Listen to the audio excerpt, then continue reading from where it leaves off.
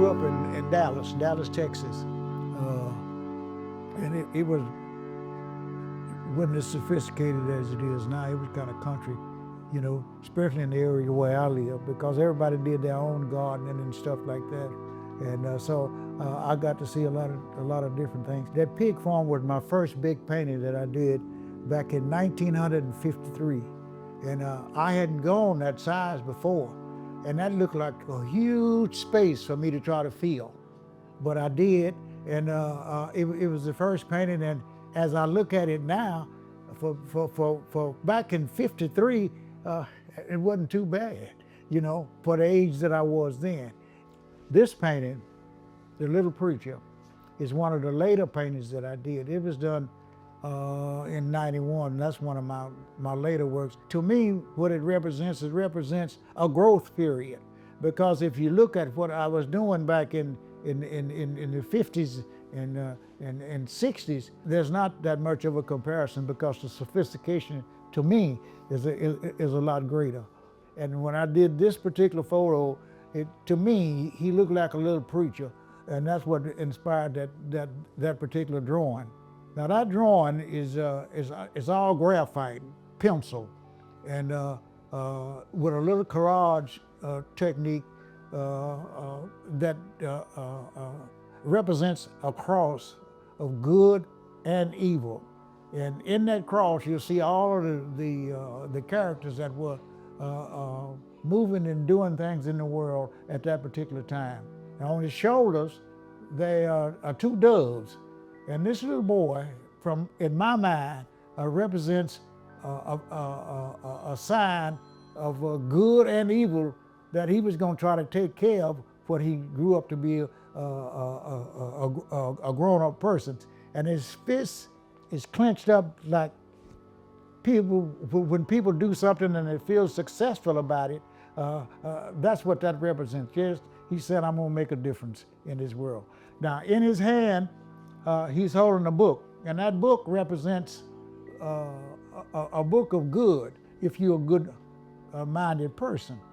If you're not a good-minded person, it could represent a book of bad. But when I first put the book in, it was the Holy Bible.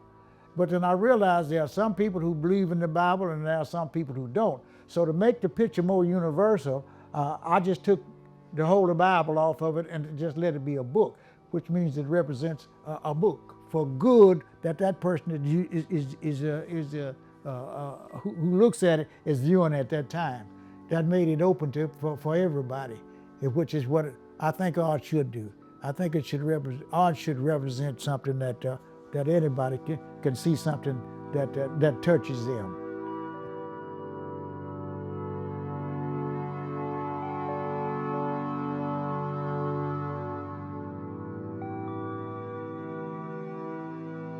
Okay, the studio started as a result of my house becoming too small for me to make the type of art that I wanted to make.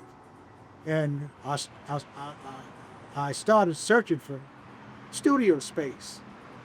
And it just so happened, in my search, I was traveling down this street, Berry Street, going west, and saw this little dilapidated house sitting right up there on this hill.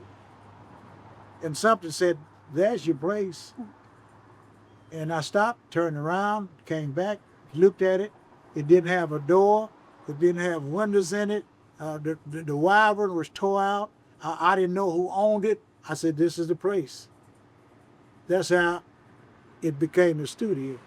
I had come back, had finished college down in Atlanta, Georgia. I went to Clark, and I was introduced to some professors from Tarrant County College, and Eddie McAnthony, Dr. McAnthony was one of them at the time, and a few others, about all the things. And I came by that time I saw it that was mid 83, 84.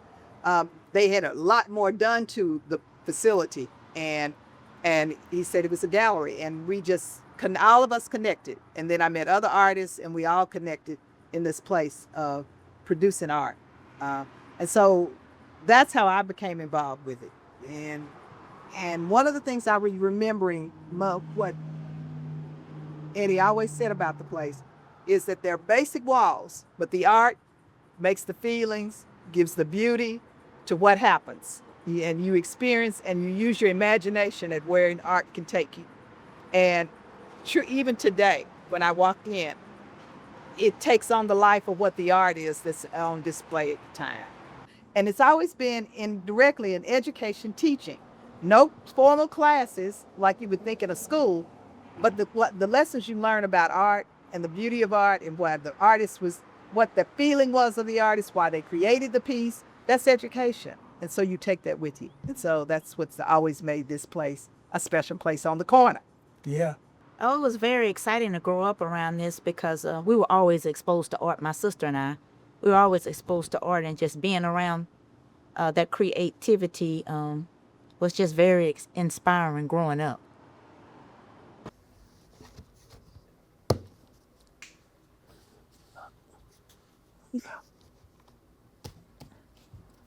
I need to put some more Velcro on it. Okay. What most people see is a rhino, but I call this Mama Rhino. And she's Mama Rhino because she has a baby inside. I haven't gotten him out in so long because I know I got to put some money in his mouth. But I think I can get him out. I think I can. Okay.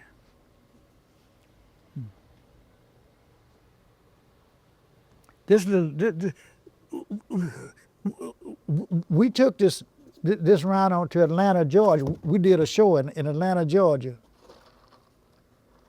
And this little rhino made us over $3,000. Wow. With people making donations. Okay, there we go. Hey, there's the little baby. Okay, I'm over here to put some money in his mouth. Do it.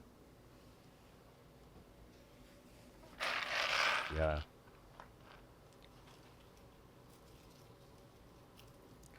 When he comes out, he want to be fed.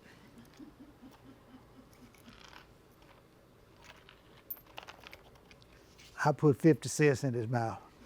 So he like that. He don't like no cheap. But he loves them dollar bills when you put them in his mouth. I'm sure he does. Yeah. Close it for a second. That's brilliant. Yeah.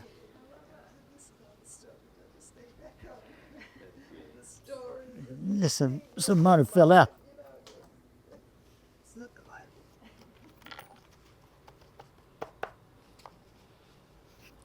Now, if you can get a close-up of this, you can see the paper, where the paper's laid in there. See? Right. And if you look at the side, you can see how thick the paper is put on there. So that's a lot of packing. You see how thick it is? Wow. See? Now what happens is when you put paper back together like this, you know paper comes from wood. All paper is made from wood. See? And then when you put it back together, really and truly, all you're doing is putting wood back together again. See? So you use the same properties that you would use on wood on paper.